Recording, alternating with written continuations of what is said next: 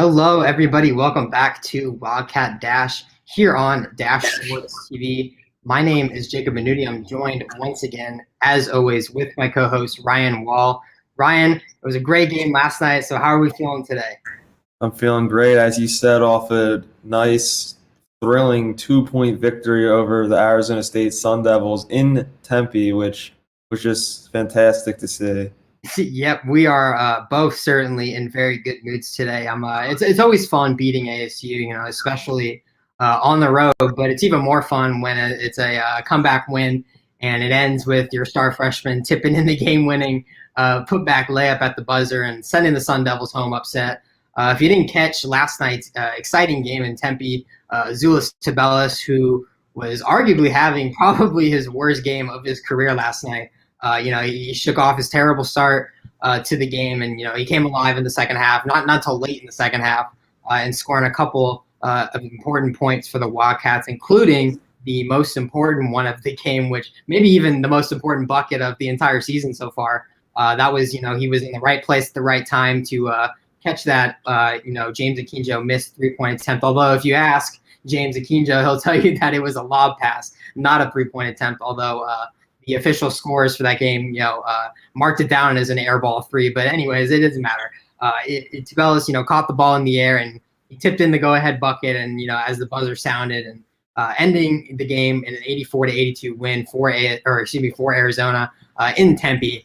Right. So obviously the highlight of the game was obviously the tip in, but there was believe it or not, there was actually 39 minutes and about 50 seconds of other basketball besides that tip in play in that game. So give me your thoughts on last night's win, Ryan. What else did you see besides the crazy tip in from last night? I saw two guys that have been flying a little under the radar. I mean, as you said, with James Akinjo and then Terrell Brown Jr., they haven't been playing their best as of late, but they really stepped up last night against Arizona State and came out aggressive. I saw two different players that we haven't seen recently. Like Terrell Brown finished with 14 points and five rebounds and was great. He was driving to the basket, which he usually does not do. He's normally a pass-first player, and he was looking more to get his own shot, and he was hitting some crazy shots. He hit a little fade jump shot, about a 10-footer, and some others, and he was great. And James Akinjo was the star of the night. I mean, Tubelis got the game winner and was good, not how he's been playing the last few games, but I mean, James Akinjo, 24 points, 3 assists. I mean, he was 5 for 9 from deep and was just great. I mean, he's shown performances like this, but the thing that just worries me is how inconsistent of a player he is.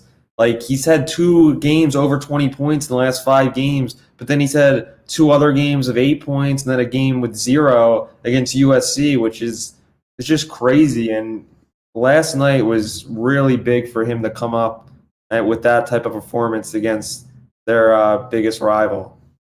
Yeah, I'm actually glad you brought up James Akinjo. I'll rave about him and talk about him a little bit later because I want to save him for another segment on our show. But yeah, I mean, what an exciting and important win for this team, right? I mean, we mentioned earlier in the week on our Hoops podcast, actually, that we do for the Daily Wildcat, just about how important, not only both of these games against ASU, but this first one in Tempe, and just how important this game was to actually win this one. I mean, we're halfway through the season now, so it's really time to kick it into another level and make that push for that Pac-12 regular season title, which we all know Arizona wants so bad since they can't be in the Pac-12 tournament or in the March Madness tournament. So this is something that if they really, really want, they're going to have to kick it in right now. So this was a really important win. I mean, obviously the storyline was Azuolas Tubelis, but I think there were a few other people who deserve shout outs. You mentioned James Akinjo, but I want to kind of talk about Dalen Terry a little bit in the game he had last night. And even Sean Miller said that he was a huge reason why they ended up winning the game. And he quietly had probably one of his most impressive games of the season last night. I mean, he had 13 points on 4-7 shooting, 3 of 3 from 3-point range, and he also added a block to that stat line and didn't have any turnovers. He had 0 turnovers. So I mean, Miller said it after, that the fact that he was able to put up double digits in the scoring column and, coming off the bench was just huge because, there were a lot of players, on Arizona's side who did not have good games last night. I mean, Jordan Brown did not look very good at all last night. I mean, Christian Coloco got into foul trouble, which feels like for the 1,000th game in a row.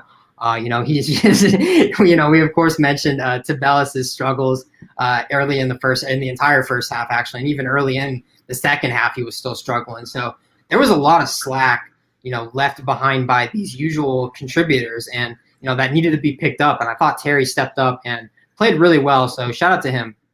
Yeah, and as he said, this was one of his best games, and it just wasn't one of them. This was the best game by Dalen Terry in an Arizona Wildcats uniform. It was only his second game in 14 games that he scored double-digit points, and he played 22 minutes, which isn't one of his highest so far this season, and was just very efficient. And he seemed like he was gaining a little bit of his confidence back that some might have thought he lost, as he just wasn't. It's not that he wasn't scoring a lot; he wasn't attempting a lot of shots.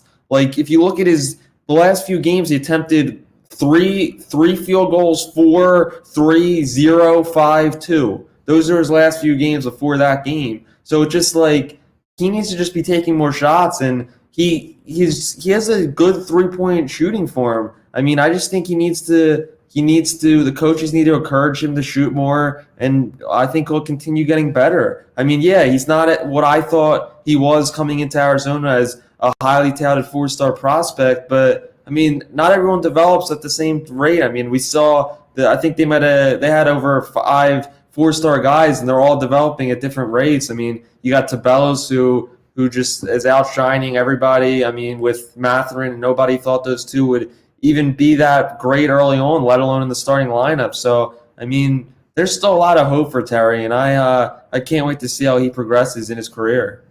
Yeah, I think he'll be fine. I think you nailed it on the head there. I think he was a product of, just not just his slow start and then just everybody else around him playing really well, right? Like, he kind of, didn't, I think he was playing well enough to be, to still start, but I think there was just guys behind him that just proved that they were playing much better than him. So I think he was kind of a product of, other people around him just playing better than him and kind of getting moved to the bench, which I can understand probably hurts your confidence a little bit. You came into this season, like you mentioned, as a 4-star prospect, probably one of the better and more exciting prospects of this class coming in for Arizona. So, to kind of have your slow start and then get moved from the starting lineup to the bench, it certainly could hurt your confidence a little bit. But like you said, everybody develops at a different rate. So, like, I think Terry is just fine. He'll be around for another couple years. I think he'll develop really nicely.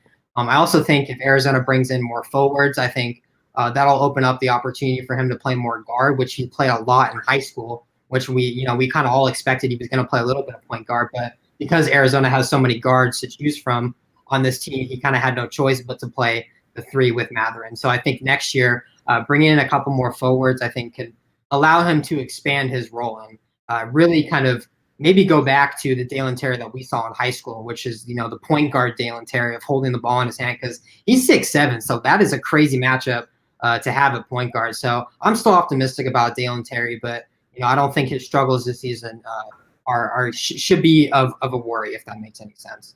Yeah, the one last guy I wanted to touch on real quick was Jordan Brown, who just concerned about. I mean, he's had 1 double-digit scoring performance in his last 5 games, and his biggest streak of scoring in double digits is only 3 games. And back to the start of the season, I know they played against some unranked opponents, but he got off to a really solid start, and I really envisioned him being a double-double every night type of guy, and he just hasn't been that. But it's also really his first full season, like playing in college basketball, period. I mean, he started Nevada, and then he UNLV,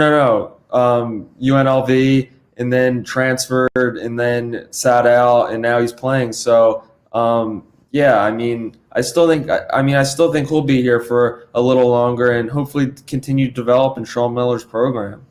Yeah, I think he'll be fine too. I like his role off the bench a little bit more. I think he plays better with some of the other guys that are coming off the bench, but I think he'll be fine too, because we've seen flashes of Jordan Brown, and we know what kind of player he is off the court and in practice, right? I mean, at the very beginning of the season, I think he won the Gold Jersey Award almost every single week leading up to the start of the season. So he's a guy that's going to keep grinding and keep doing his thing. So I'm not worried about Jordan Brown either, although he did not look very good last night. None of the bigs really looked good last night. But I guess we can move on now and talk about Sean Miller a little bit. I mean, so now this team is so after this win against ASU, this team is 11-3 and 5-3 in conference play, and I think it's safe to say that this team is playing a little bit better than we all expected, right? I mean, part of that credit could certainly go towards head coach Sean Miller for being able to put this team in a position to succeed every single game so far this season. But every year there's always a few critics out there, right, that are don't think Miller is doing a good job. There's people who do think Miller is doing a good job. But I mean, what do you think? Where this team is at right now, and kind of how good of a job do you actually think Sean Miller is doing so far this season? I mean, give me a letter grade for this one. We'll start with a letter grade and then we can explain. I got an A- so far. What about you? Yeah, A- for me as well. Yeah, and as you said, coming into this year, most sites, ESPN, CBS, all the sites ranked the Wildcats about 5 or 6 in the conference, and they're just simply outperforming that, and they have all year. Right now, they're ranked 4th in the Pac-12, and they started out really hot. They hit a little wall with the California schools, lost 2 straight at home, and now they look like they're heading right up the mountain again to the top. And last night, I mean, I was just thinking, was like over the last 2 years, or maybe even more, 3, one of the most memorable wins, especially on the road against ASU. I mean, as you said earlier, reminded is that it was their first win since 2018 in Tempe, and that every single last year with that highly touted team, with the 3 5-star freshmen. It was like every game I feel like they needed to win, they came up just, really short. And this team is just winning games on the road. I believe that was their 4th game that they've won on the road this year. And they just keep getting better every game. And it's really a shame as we keep getting back to it, as the self-imposed postseason ban lies on them and won't allow them to see what they can, what kind of noise they can make later on in the season. But I mean, I really think down the stretch they can compete for that regular season Pac-12 title. Yeah, I think like I said, I think an A- is good. I would even say maybe a solid A for Sean Miller. I mean, I really don't have any complaints so far this season. I mean, you certainly have to give him credit for how well this team is playing this season. I think the injuries to Jamal Baker and Daniel Bacho and now Kurt Kriesel have kind of thinned out the depth chart a little bit. But I mean, when all those dudes were healthy, I mean, I can't even imagine how hard it must have been to manage all of those guys' minutes, because there's a lot of players on this team who are very capable of starting and playing significant minutes. So, for Sean Miller to balance all these guys out and, give everybody an opportunity to kind of play at their best, it's not easy. You got to give him some credit for that. And not only that, but I think probably my most impressive thing that I've seen from Sean Miller this season is, just his ability to kind of keep this team close knit, right? We talked about how they're not going to be in the postseason this season, after this season. I mean, it's tough, right? You see a lot of players, when something like that happens to you, a lot of teams would just shut down. They're like, oh, we got nothing to play for. If we're not going to be in the tournament in March, we can't even go to Vegas for the Pac-12 tournament. What the heck are we even playing for? We got to go through all these COVID protocols. This is just a waste of time, right? That's not what the mindset is at all in that Arizona locker room right now. These guys are close together. James Akinjo even said after one of the games that this is the closest team he's ever been on. And I think I've heard Sean Miller acknowledge it once or twice as well about how, this team plays for each other, right? This is probably the closest tight-knit Arizona team that we've seen in a couple of years. Just to be able to keep these guys motivated enough to play for each other and look ahead to, looking at the Pac-12 regular season title, and not so much thinking about, what we're missing out on, and more so thinking about what's still ahead for this team. So I really don't have any complaints about Sean Miller. I think I saw a couple of complaints about him using that last timeout early on late in the game. I think it was 2 minutes left and he used his last timeout. Classic Sean Miller, right? I think we've seen him do that hundreds of times. I think, sometimes I think that's a bad idea, but I think last night was fine because, I always like kind of letting things unfold at the end of the game and not so much calling a timeout and letting the other team kind of think it over. I think Arizona benefits really well from, being, up in the fast break and kind of just absorbing the moment, not so much, calling a timeout and slowing things down. So I think not having timeouts at the end of the game didn't really hurt him. I actually think it helped them last night, right after that foul, actually that no foul call on Remy Martin. I don't think it was a foul, but we can get into that later. After that block shot from Tubelis, most teams would call a timeout right there and set up a play, but they picked up the ball and pushed it up the court and got the game-winning field goal. So I really don't have any complaints for Sean Miller, honestly. I think he's doing a great job with his team, and it's certainly not easy to coach a team like this. So shout out to him. Yeah, and as you said, it is hard to coach a team when everything the rest of this year here on out is icing on the cake. It's more to build on for the future. As we keep hoping is that most of this group will return. I mean, not everyone will return because they're just not simply enough roster spots. But yeah, I mean, the one thing that I have a complaint about with Sean Miller, which is very small considering I gave him an A- in the year so far, is that as we getting back to the big man, he's the last few games he's been playing about three guys, or I'm counting Tubelis. I'm counting excluding Tubelis. So I'm talking about Jordan Brown, Ira Lee, and then Koloko. Those three, between those three, I think they need to cut that down to two guys. I would love to see. I just don't think Ira Lee's really effective, and I think they should maybe just go a few games. And I would just like to see these guys have more minutes.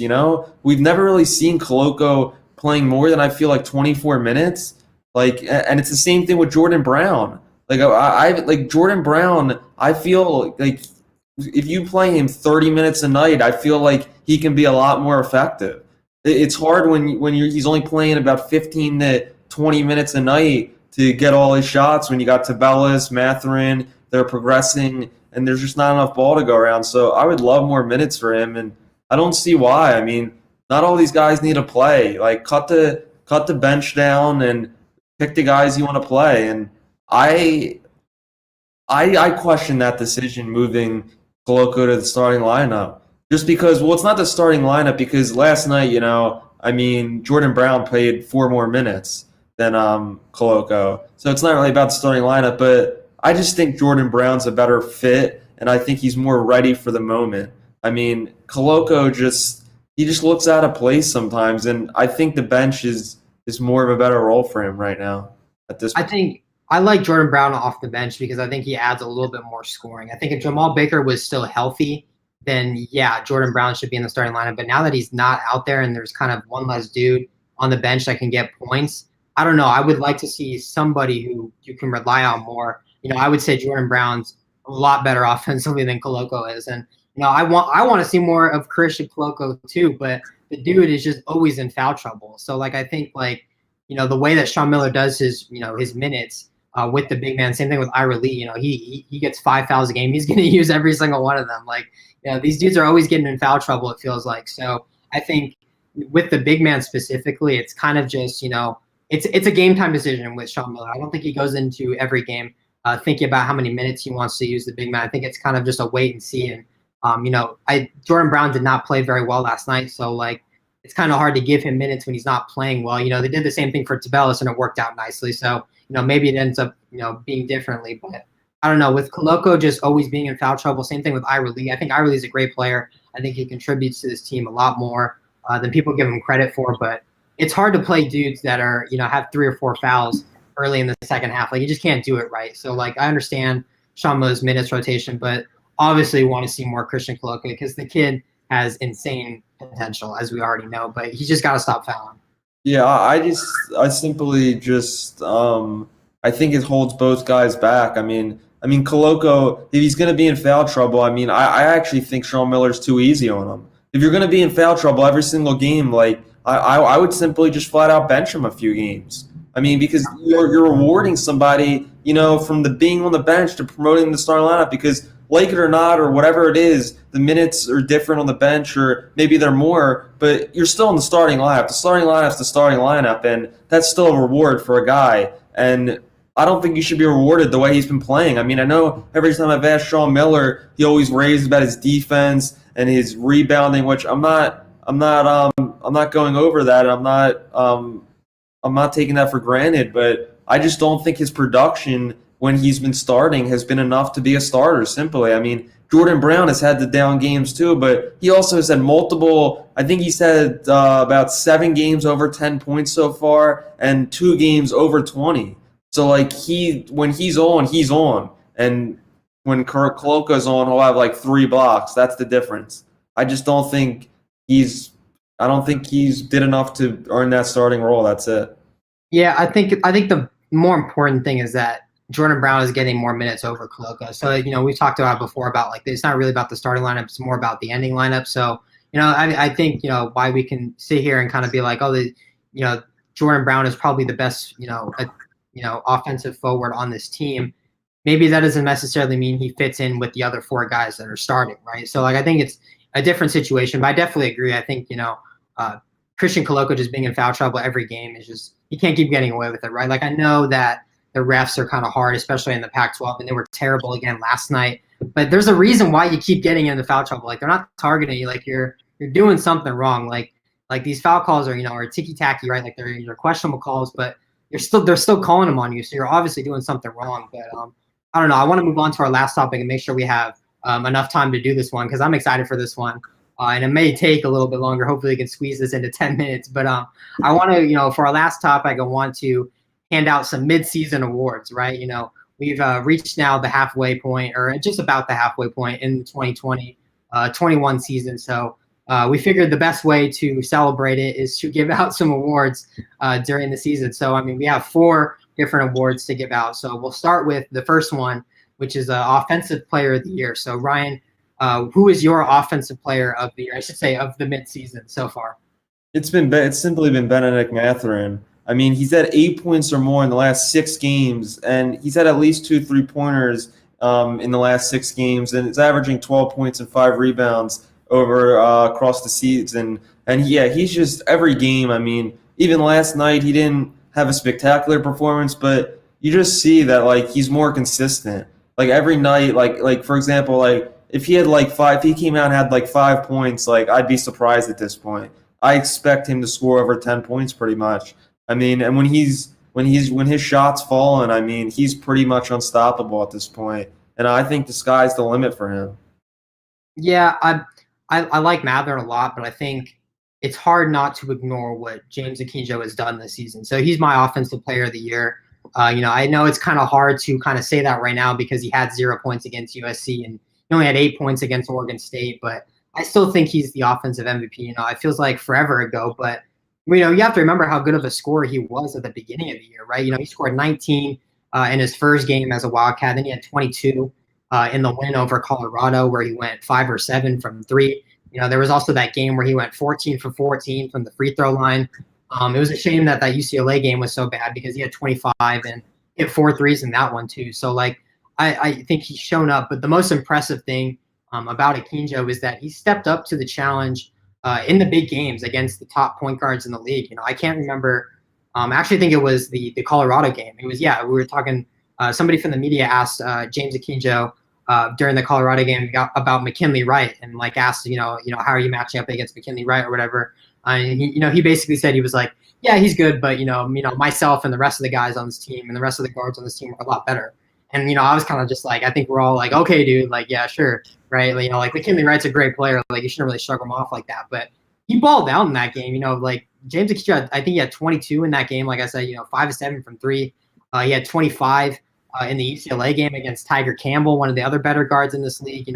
24 points last night against Remy Martin. So he really has proved against some of the top point guards in this conference that he's right up there as one of the top guards in this conference. Every game that they played, he stepped up. So, I mean, and to be doing all of that offensively while almost averaging 6 assists a game, it's super impressive. You have to give him credit. So he's my offensive player of the year. Yeah, I think he's been great. I mean, at points, his upside's a lot more than probably any other player on this offense. As you said, he said many games over 20, over 15. But I just couldn't reward him for his inconsistency. I mean, just because he is more coming to the year, had more upside than a guy like Mathurin to me. I mean, and coming as a transfer and having some college experience. So, I mean, I've just been I mean, besides last night, I've been a little disappointed over the last about few weeks with him. Yeah, the inconsistency is fair, but I want to move on. What about defensive MVP? I know this team. This might be a little bit of a hard question because this team doesn't play a whole lot of defense. But try your best and give me your defensive MVP so far. I mean, I think there's only one real option, and Christian Coloco. I mean, I don't think he should be the way I've talked about him, and I agree. I don't think he should be rewarded for anything. So, I mean, I wouldn't give anyone this award, as you just said, on this team, as not a lot of guys deserve it. I mean, but he's averaging 1.5 blocks a game, which is pretty good. I mean, he's had last 2 games, he's had 3 blocks in each game, which is really good. I mean, but like I just cannot. I mean, I know it's about defense, but the offense, it just like flashes out on the page to me. I mean, he's had one 10-point game in 14 games, which is just that's unacceptable. I mean, as I've said, but I mean, he's clearly the best defender and has the most defensive upside. I mean, all the other guys like some decent defenders, but nobody has them like the blocks or the stats and that presence inside like he does.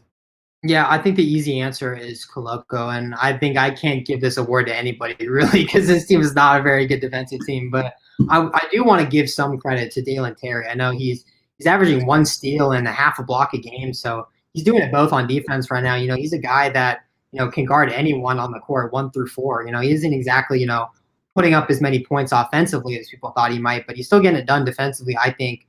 And I know the blocks and steals aren't a direct correlation of how good of defense you actually play, but he's putting up both of those stats. He's had 10 different games this year with at least a block or a steal. So he's making plays. He had 3 blocks against NAU, which is even more impressive of a stat for a non-big man. So I mean, like I said, it's hard to give out a defensive MVP. I think Coloco is the easy answer if he didn't get into foul trouble every freaking game. But I think Dalen Terry has done a good enough job to be acknowledged for this award. So what about freshman of the year? This one, I think, was at first a very obvious answer, but after last night, might be a little bit more of a challenging award to hand out. But who is your freshman of the midseason so far? I think this is easy, and I think not just freshman of the year. This is my most valuable player on the team. I'm going to go about and say that, and it's Azuolas Tubelis. He's the most consistent player on this team, and that's just a fact. As we talked a lot of these guys are inconsistent here and there, whatever, but like they've played 14 games. In 11 of those 14 games, he scored at least 8 or more points. And like he's averaging 11 points and 6 rebounds in the season, but he's really came into his own over the last 8 to 10 games and really like gets back to what Sean Miller said, I think it was after the Oregon State game, and he said now they're looking to get Tubelis the ball in the post and get him his good looks, which earlier in the season they weren't, focusing on getting Azuolas Tubelis looks. But yeah, I mean, it was close between him and Mathurin, but I'll get into him a little later. But yeah, I mean, to me, he's the easy answer. Yeah, I'm going to split this one up. I really just cannot decide between Ben Mathurin and Azuolas Tubelis. I think Mathurin needs to get credit, for what he's done. We've already talked about last week about how he's a legit NBA prospect, or he might be at least. I mean, the kid's just kind of doing it all right now. He was productive again last night, scoring 13 points and 5 rebounds. He also had 36 minutes, too. So for him to be in there for almost the entire game just shows you how confident Sean Miller is in him, especially for a freshman. So, I mean, it hasn't just been these last few games, too. I mean, he's been putting up numbers in the starting lineup and also on the bench early on in the season. I mean, he had 12 points in his first game, 15 against CSU Bakersfield. Both of those games he was coming off the bench. So just being able to score points like that off the bench is really, really important. But, I mean, you're right. Azuolas Tubelis really does deserve credit for his rookie season. I mean, he has yet to actually record a double-double with this season, but he's had a bunch of games with 9 or 8 rebounds, so close enough, right? But, obviously that tip-in last night was amazing, but, he really has been Arizona's most consistent player, and I definitely think he's deserving of this award, but I also can't ignore Mathurin, so I'm making this one a co-freshman of the year, and I'm giving it to both of them. Yeah, I guess we could get into that last award, so you could go first. Who do you got for the best performance of the year? Yeah, so for my individual performance of the year, this one was actually really tough to pick because it's so funny because Sean Miller had, I think, only one player in his career have over 30 points scored for him, and that was DeAndre Ayton. But now this season, he's got 3 in one season. So like there was that game, Jamal Baker's game, that 33 points against NAU, where he hit 7 for 9 threes. There was Tubelis' 31-point game against USC, and then of course Benedict Matherin's coming out party against Oregon State. But this one was really hard, and I honestly still don't know if I have made up my decision yet. I'm really torn between Jamal Baker's 33 points against NAU and Matherin's 31 points against Oregon State. I mean, I really enjoyed that game from Jamal Baker because, if I remember correctly, he was like 66 from halftime against 3. I mean, the dude literally did not miss in the first half. It was just crazy to watch. And it was early on in the season. That was a lot of fun. I don't care who it's against. Going 7 for 9 from 3 is impressive against any team, right? And then, of course, Benedict Matherin's game was nuts too. 31 and 8 rebounds. I mean, 10 of 12 shooting and 6 of 7 from 3. Like, I think that for me, I think is my individual performance of the year. Just being able to do all that as a freshman. I think that was really the game where we were all sitting here asking ourselves, is this kid going to the NBA next season? Like, he was really playing that well. It was crazy to see. So it's really tough for me, but I'm going to give this award to Benedict Mathurin. 31-point performance against Oregon State. What about you? I mean, you just took it from me, but as that it is Benedict Mathurin, but I'm going to take it even a little further because this wasn't just the best performance for the Wildcats this year. This was the best Wildcat. This was the best performance from a Wildcat in the last 2 years, taking it back from last year too. I mean, that was like out of the last 2 years. I mean, all those guys. 3 guys picked in the top 45 picks in the NBA, and then this year a bunch of 4-star players. I mean, this was that 31.8 rebound game was the first game that I watched, and I was like, that guy right there is a for sure NBA player. And I didn't feel that after any game last year, for sure. So 100%. I mean, that game, I've gone back and watched it again. I mean, that performance was just elite and just he was playing on a whole different level.